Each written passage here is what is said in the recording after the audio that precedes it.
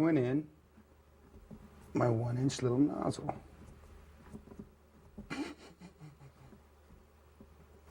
I tighten the nut, and tight's good enough. Silicone around the edges. Silicone around the edges of the inside. I drilled the hole at the bottom of the reservoir so that gravity will push water back down into this tank when it hits a certain level in the planter.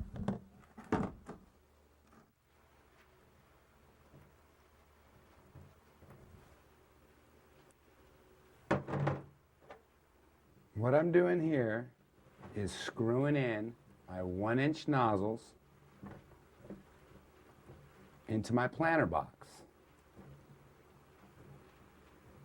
One hole is going to be my exit hole for water, and one hole is going to be my entrance hole for water.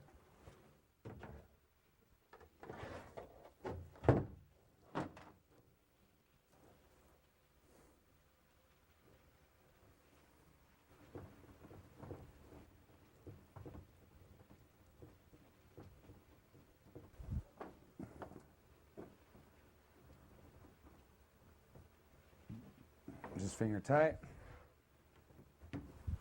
Align it with the holes that I put in the table.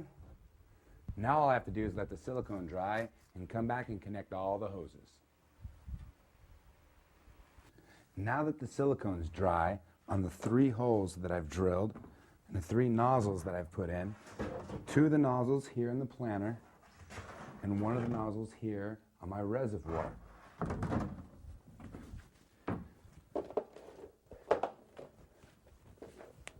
This nozzle is going to be an exit for the water, so I'm going to connect one of my vinyl hoses here, take a zip tie,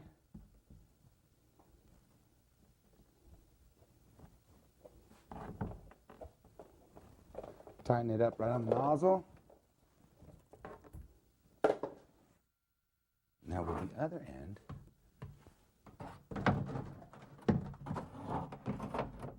put the reservoir right back here for safekeeping.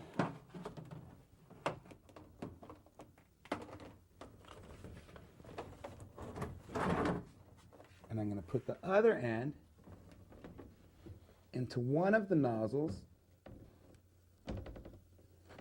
here on the planter box.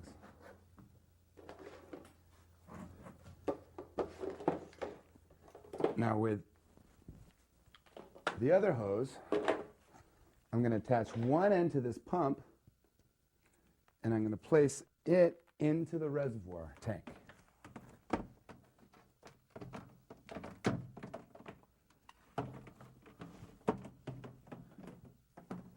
Then with the end of this hose, I'm going to hook it up to the planter box, and it's going to be the water entrance. That's where water is going to get pumped into.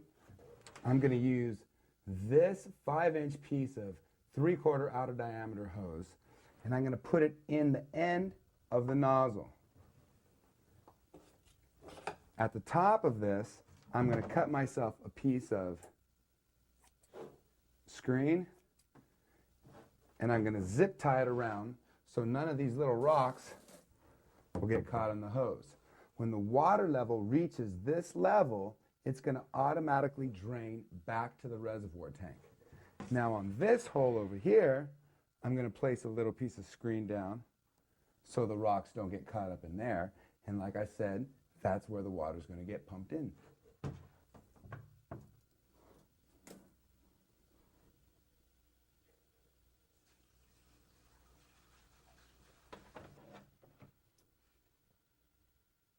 With all the hoses attached, I zip tie them down so I don't get any leaks.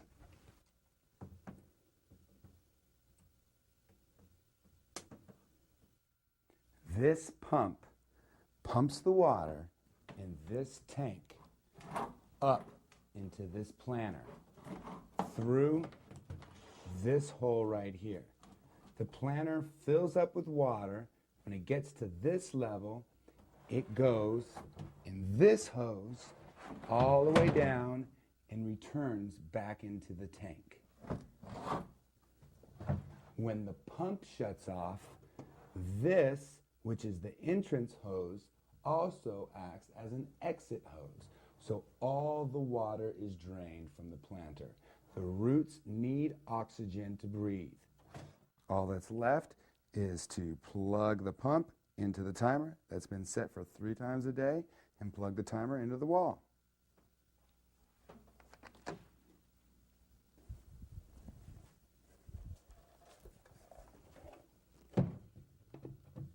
Well, all right, my flowering room is almost done.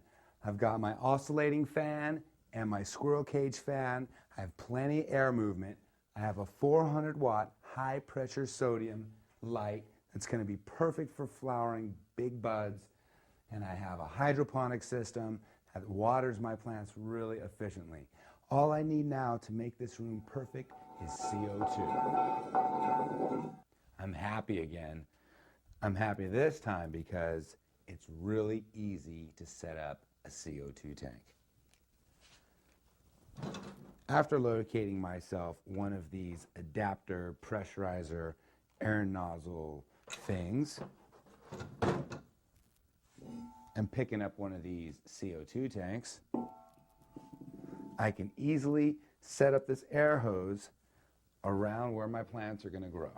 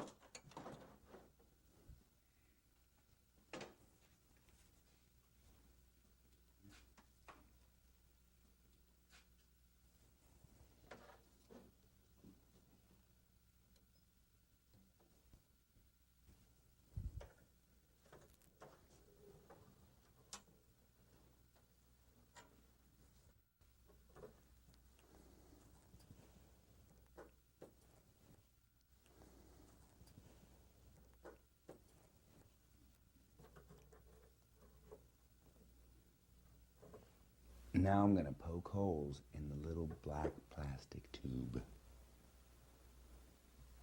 This way, when the CO2 is turned on, it goes right to the plants. Now I can plug this unit into this timer. I have the timer programmed for 3 times a day. It turns on for about an hour and it fills this room with CO2. I also turn the fans off for that hour so the plants can get really saturated with the juice.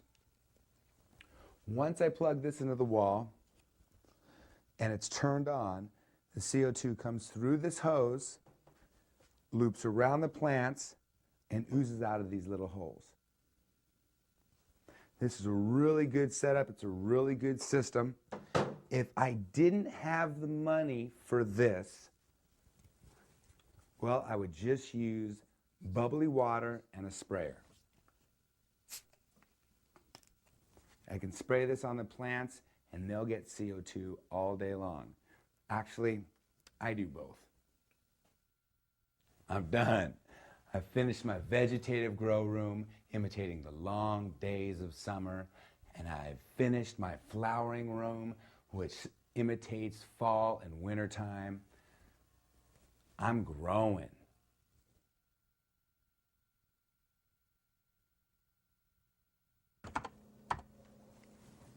Just finishing up an order for new seed here on the internet. I know if I start with bunk seed, I'm going to get nothing but dirt weed.